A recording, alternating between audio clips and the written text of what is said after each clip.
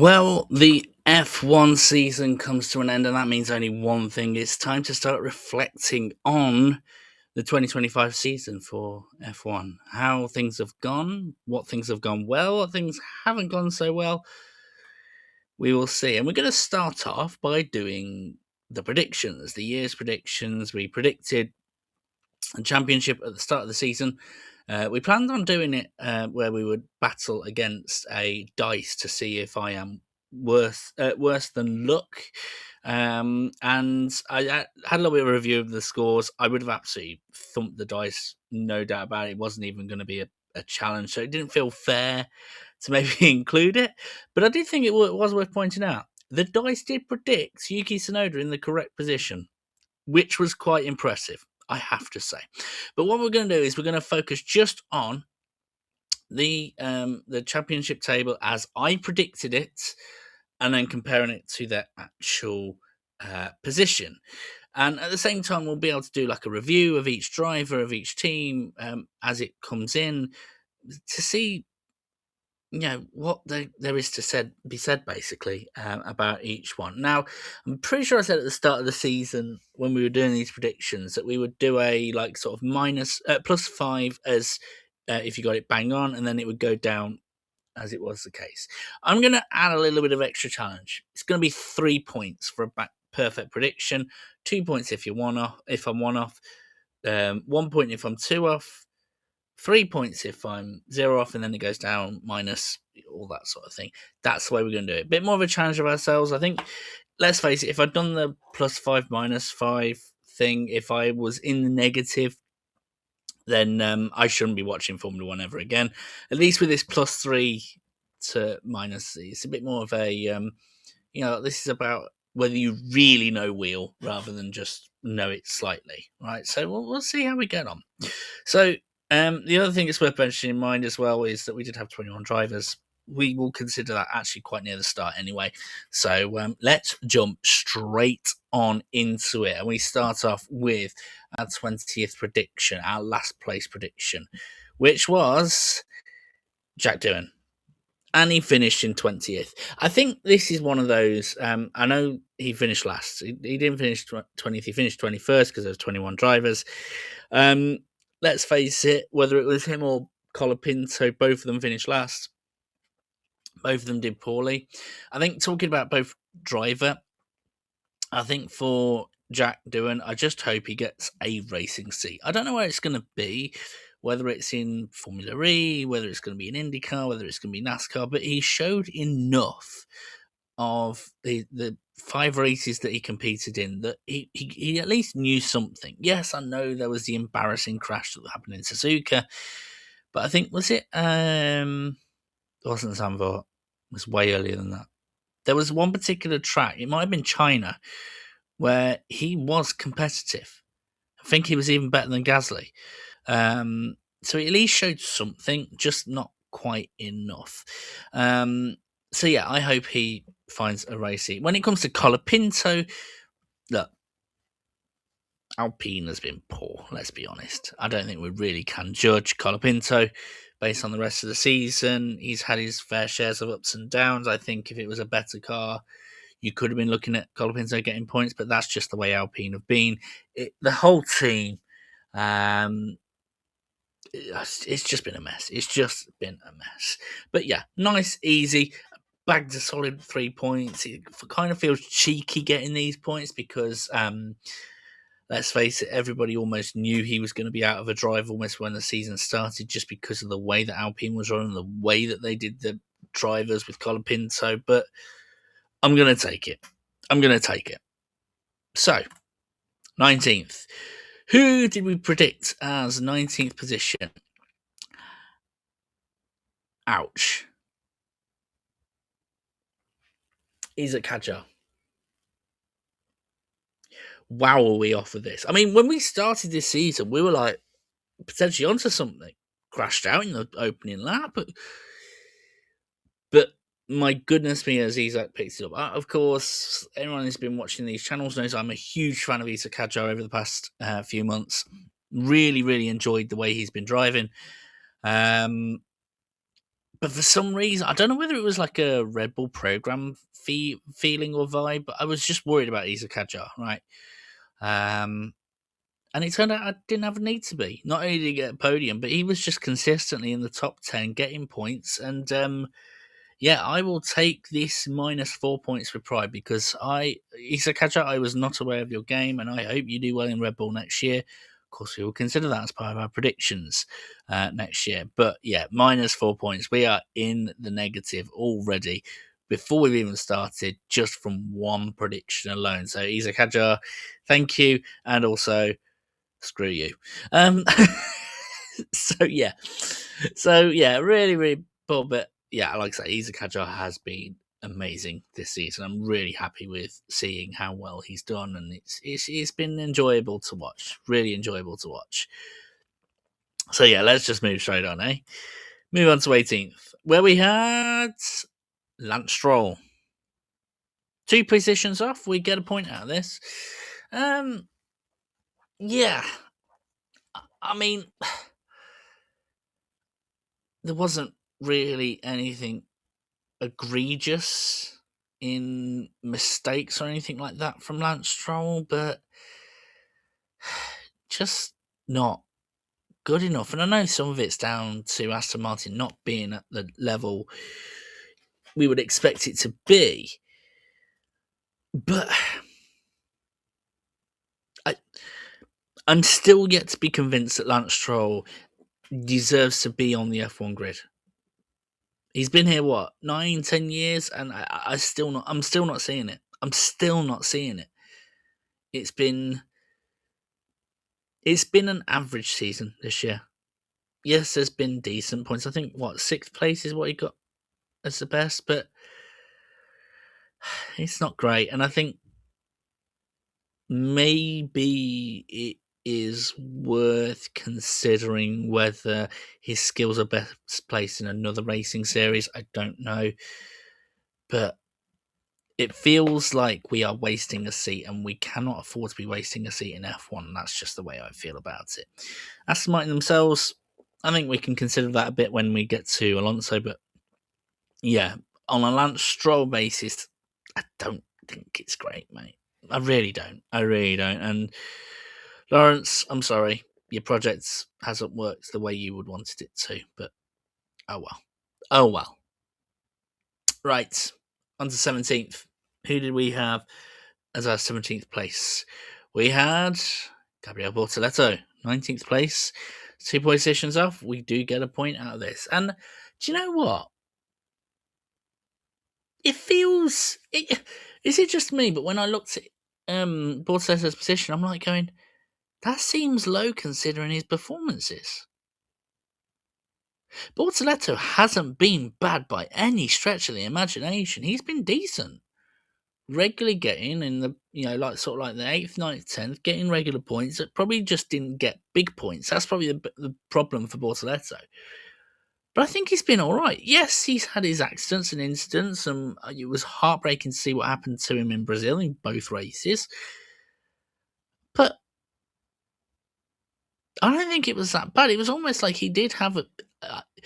It's one of those weird ones, right? He performed better than I predicted, but he finished lower than I predicted. Does that make sense?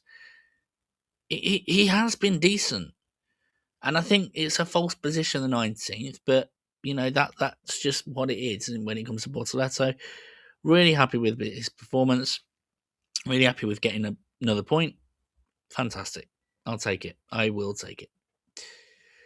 16th. How are we getting on? We're a few positions in now. So 16th place, we have Nico Hülkenberg. We were 5 positions off 11th place. And let's be honest, he has been good value for a top 10 finish. So I think we got lucky with the -2 points, to be quite honest. His performances have been outstanding. He did amazing to get that podium at Silverstone. It's actually one of those ones. Me and my dad have a bit of a difference over him. My dad thinks he's a bit washed, and I'm like, no, he's still got it. I think he's got that fire.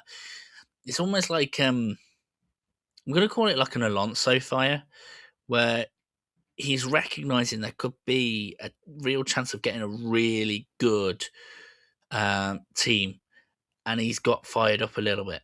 And I don't know, are we going to see like a Bunsen, like a Jenson Button type renaissance next year? I don't know, but I just get the feeling that Hulkenberg's going to do well next season, and I have no idea why. But that podium, the fourth places that he regularly got, incredible stuff from the Hulk. And yeah, well done. I lose 2 points on again where I'm happy to miss out and happy to lose. Another good performance. And by the way, before we move on, what a fitting farewell for Sauber. That they get a podium in that season, that Hulkenberg gets a podium. Sauber over the past few years, I think it's worth potentially doing a video on Sauber, but they were one of those teams that was like a private team that they were regularly like the plucky underdogs, but regularly were performed well. And the drivers that they had underneath their the Sauber guys were brilliant. So yeah, maybe we should do a video on Sauber. Let me know what you think. Well, actually, it doesn't matter what you think in the comments below. I'm still going to do it anyway. Sauber, a farewell to Sauber. That'd be really cool. So yeah. Anyway, 15th. Let's see where we get on to here. We have Ollie Behrman. We get a point out of this. 2 positions off. And again,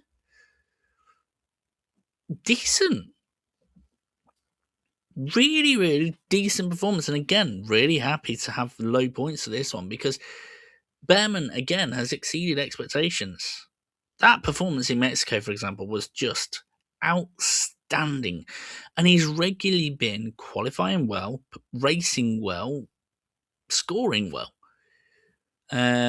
Yes, at the start of the season, qualifying was a bit of his negative side of things, but he's regularly been good on race pace at the very least.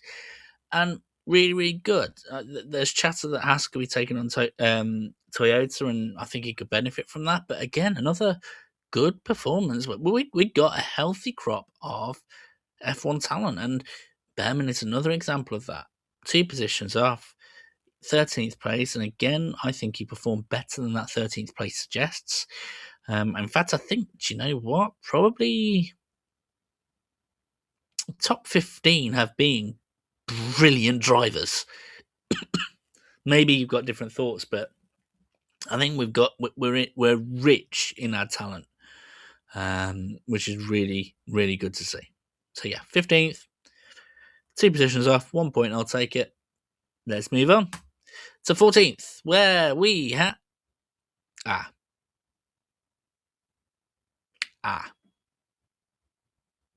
Ignore the mathematical error because we're actually minus 4 points. Kimi Antonelli. I have no idea why I put him 14th, and it doesn't make sense the more I think about it. Mercedes was good. Antonelli was good. And yes, okay, in the top 3 teams in McLaren, Ferrari, and Mercedes, he was the lowest scoring. But yeah, again, we were lucky that he finished 7th and not higher because, again, more points have been lost. We really lost out there when it came to Kimi Antonelli. And again, done well. Was it a couple of podiums? We got good sprint results as well. Yes, there's been a couple of times where he, lost the car or anything like that. But again, actually, when I think about it, the Miami sprint, he got screwed over. It wasn't him. It wasn't him that was the cause of it. So, yeah, Antonelli, like really well done. Another rookie, and he seems to show his spirit. He had a couple of dodgy moments in the middle of the season, but what rookie doesn't? Actually, forget that. What driver doesn't? Most drivers have that blip, that drop in performance. It is what it is. But yeah, minus 4 points. I'm ashamed of myself to have predicted Kimi Antonelli to go so low. That there was no reason to do that, and I deserve all I get. But anyways, Let's move on. 13th place. We have Yuki Tsunoda. Actually finished in 17th, so we lose a point here. Do you know what? This might not have been a bad prediction if Yuki Tsunoda had just stayed at Visa Cash App RB. But Red Bull appeared. And I want to say this. You know, I want to mention about the fact that Stroll doesn't. I don't feel like he deserves a seat. I do think Tsunoda does. And given the fact that Aston Martin had taken on Honda, if I was Lawrence Stroll, Mike Crack, or Adrian Newey, I would seriously be considering about asking Yuki Tsunoda to join Aston Martin at the expense of Stroll. This guy has been screwed over his entire career. The perfect opportunities to join Red Bull, he never got it. It was always Sergio Perez, or it was always somebody else. I mean, Liam Lawson jumped ahead of him in the queue. That is how screwed this guy got. And it almost feels like a bit of the spirit has gone in Yuki Tsunoda. I know that he had a little battle when it came to Norris in Abu Dhabi, but and he deserves a race seat. And if he doesn't go to an F1 seat in the next year or so, he definitely should be going to IndyCar. Like, this guy, I feel like IndyCar should take him up just to show F1 that they are as competitive. This guy, I think, would be amazing in the IndyCar series, and I think he should, just as a middle finger to Red Bull and F1. To be fair, but yeah, bit of a shame on Yuki Tsunoda. He just hasn't had the luck. He's got all the skill, none of the luck. That's my thought. I don't know what your thoughts are. Maybe he hasn't performed at that level, but yeah, it just felt unlucky. On to 12th, we have Liam Lawson. We get 1 point here, 2 positions off, and this is kind of the opposite to Yuki Tsunoda, because at the start of the season, Liam Lawson was qualifying last and had no chance of getting anything. Moves to Visa Cash App RB, does all right, then starts doing really well. I think was starting on Monaco, he was starting to do well, and recovered. And I think whilst there's certainly areas where Liam Lawson can improve, I think his racecraft in wheel-to-wheel combat probably needs improving. But actually, on the whole, when it comes to just long distances left on his own, he's all right. He's got good pace about him. So yeah, decent. We get a point. Another point back. Fantastic. Move to the 11th now. And we have Alex Albon. We don't get any points for this. We don't lose any points for this. We thought he would finish 11th. He actually finished 8th. And actually, I think underrated this season for Alex Albon. Because here's the thing. Has Alex Albon been outstanding in any race? I'd argue no. And yet, apart from Verstappen and the top 3 teams, he has been the best placed driver in 8th. And I'm surprised by it, because of the fact that he's not had any outstanding. So actually, the amount of consistent results he's had, probably the 5th, the 6th, the 7th, where just constantly getting something, I think he's got a lot to be proud of. He's been in a championship battle with Carlos Sainz, and I think he's been all right. I think he's done all right in that competition. And yeah, really impressive from Alex Albon, and I think he can be proud of himself. Yeah, like I say, not outstanding, but consistent. He will be the type of driver similar to Lewis Hamilton in this, in that Lewis Hamilton in 2007 actually led a championship before he won a race. And if Williams ended up being like the top racing team, I don't think he would get the wins, but the amount of second places he would get would just mean he would always be competing for the championship. That's just the way I view it, right? Really consistent driver, and I've got a lot to be happy for Alex in that he looks set to be an F1 driver for the next 3-4 years. That's almost set for life in F1 driver world, given how chaotic things can be. But anyways, we move on to 10th, and we have Pierre Gasly. Now, we lose 5 points from this. We were 8 positions off, and actually, this has got nothing to do with Pierre Gasly, really. Pierre's not been too bad. Sometimes he's qualified decently. But that team, man, Alpine, what the hell are you guys doing? What the hell? Like, if there are any Renault fans or Alpine fans in the community, the first thing they'd probably say is they have massacred my boy. The situation pre-Briatore this year was chaotic, where you had allegations of fraud and criminality. Then you had the supposedly unjustified sacking of Jack Doohan, and then a guy who shouldn't even be in Formula One is at the moment the head of Alpine in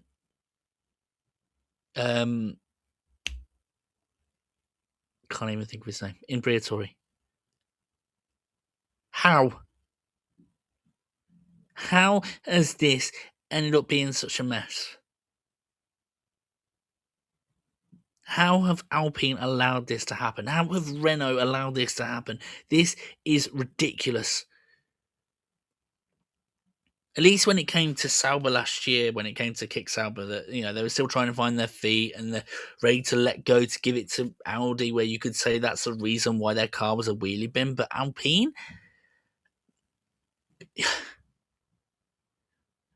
that team has been the laughingstock of this year, and it is crazy to see what has happened to this team. Like, well, how long are we looking? Less than 20 years ago, they were winning world championships. They were winning races. Even, 6 years back? And they were still getting podiums. They got a podium last year, in fact. Double podium. What the hell has happened? Honestly, if I was looking after the racing program above Briatore, I'd be going, what? Why? We need an entire reshuffle. Like, I've heard one or two very small rumours that Christian Horner could end up buying a stake in Alpine. It's one of those where it feels like it's beneath Christian Horner, but it's absolutely the thing that Alpine need. And maybe it is the project that Horner would work on. I don't know, but this mess needs sorting out and fast, because otherwise we are going to see ourselves in a similar situation to Haas with Mick Schumacher and Mazepin. Maybe even worse than that. Maybe even, Manor Racing, Caterham, HRT. This team is in severe need of CPR, because we were 8 positions off when it came to Gasly, and none of that had to do with Gasly. Gasly actually did perform and was just given a wheelie bin to drive. So, yeah, we lose 5 points. I'm not ashamed of the prediction, but I'm ashamed of the team. And, wow, that one's really hit us hard. 3 predictions have really hit us hard so far in Isaac Hadjar, in Kimi Antonelli, and now in Gasly. So we're taking some hits. We are taking some hits. Down to 9th. Let's have a look at who we had in 9th place. We had Esti Bestie, Esteban Ocon. Actual position 15th, minus 3 points. And again, I will say this. I think Esteban Ocon is another one of those drivers where he actually can be fairly proud. There's been a couple of little duff moments, for want of a better word. But on the whole, he's been all right. He has. And, I think maybe it's to do with strategy, maybe it's to do with positioning, but minus 3 points. I think it's not too bad performance, and he's got a good relationship with the engineer, which is great to see. And yeah, just really, really good, really good from Esteban Ocon. And even though, like I say, we were 6 positions off and lost 3 points,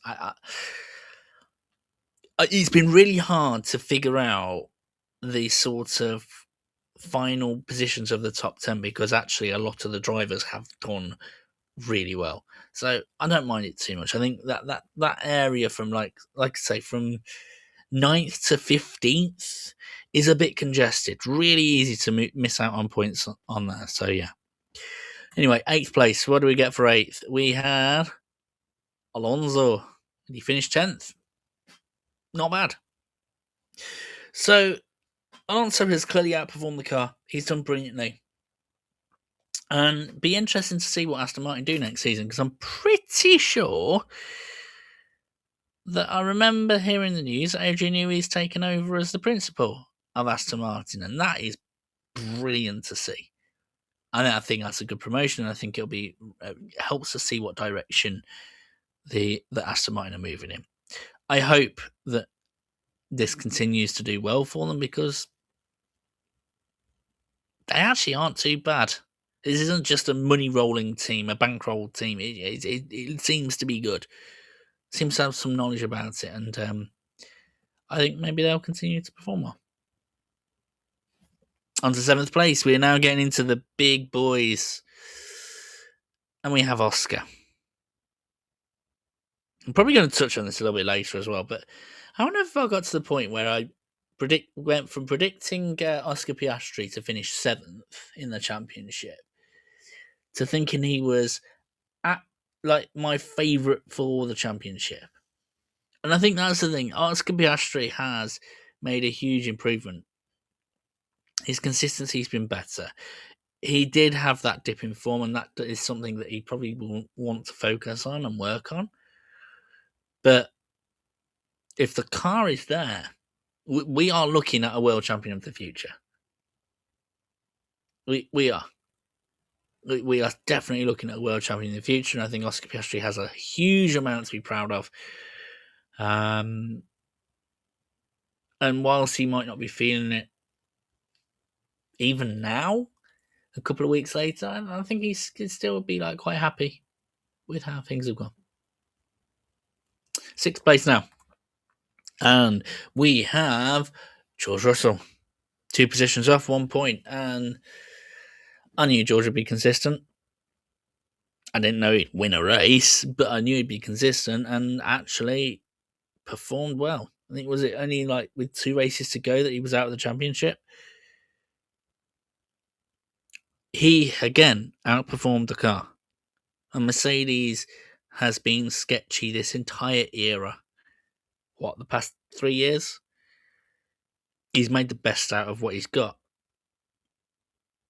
And I mean, I hope every team nails the regulations next year, but especially Mercedes, because they have got 2 good drivers, really, really good drivers that deserve to be involved in a championship battle.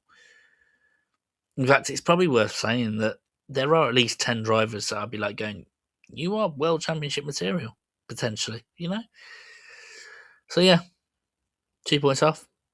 George Russell getting that win in Singapore as well. A really, really good performance. Really good performance considering that car was a bit of a diva.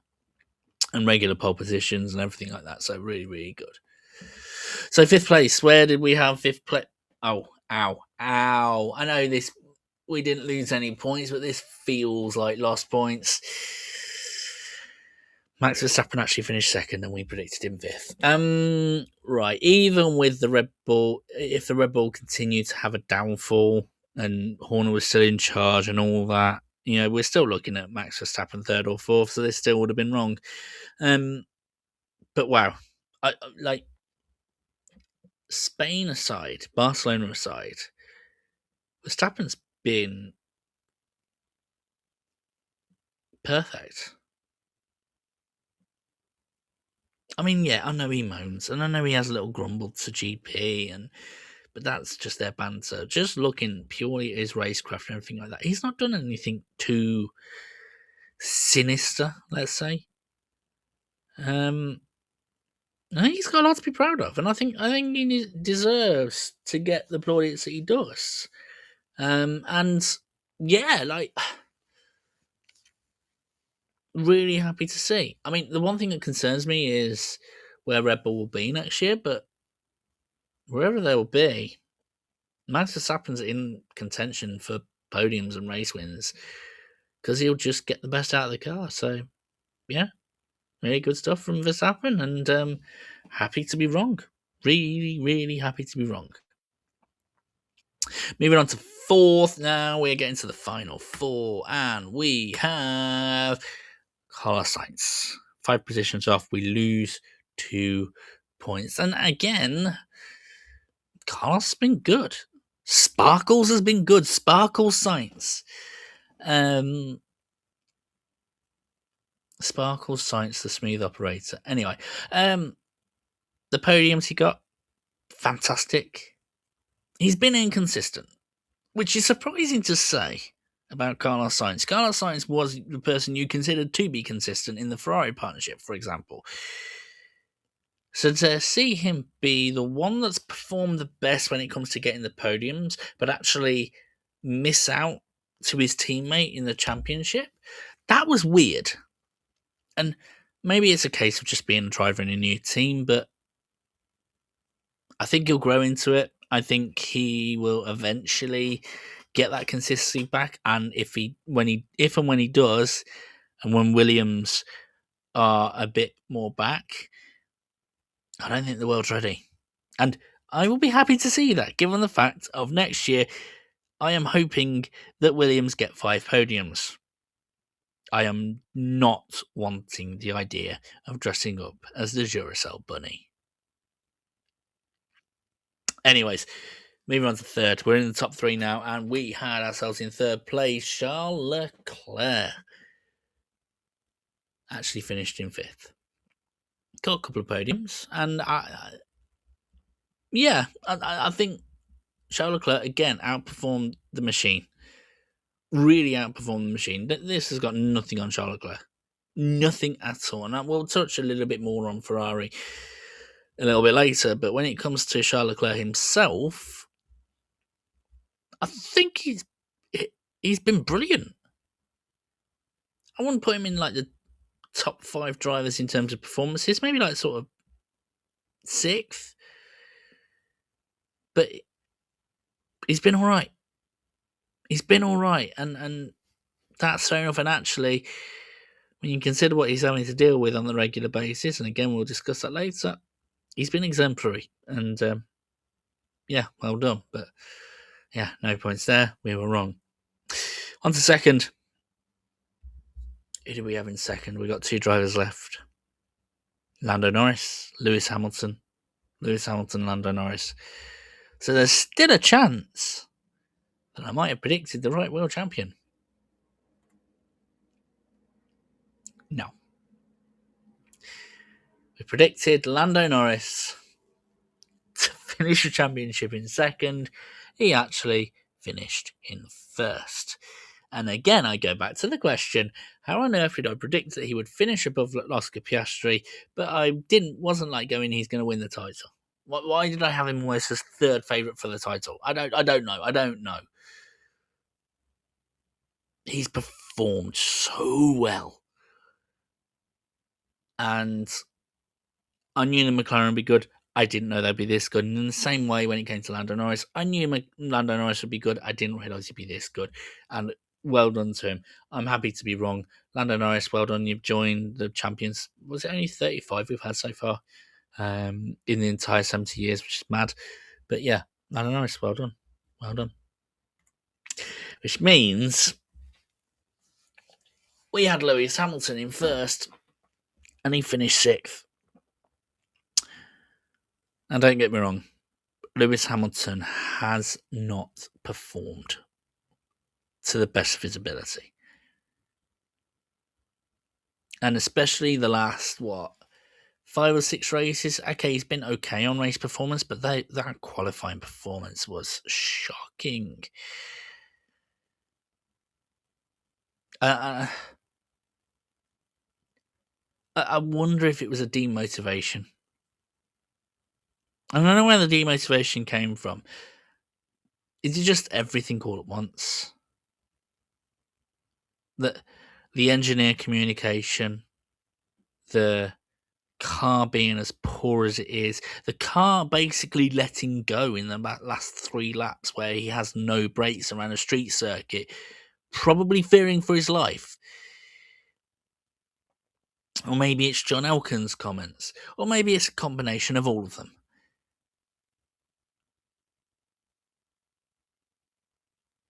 I don't mind Lewis Hamilton not winning championships. If I'm being honest, I probably don't mind too much the 2021 situation because we still at least saw Lewis Hamilton at his best. But seasons like this feel so rough because it felt like for 5 or 6 races we were watching a Lewis Hamilton lookalike racing around. It did not feel like Lewis was behind the wheel. It felt like his spirit had been killed.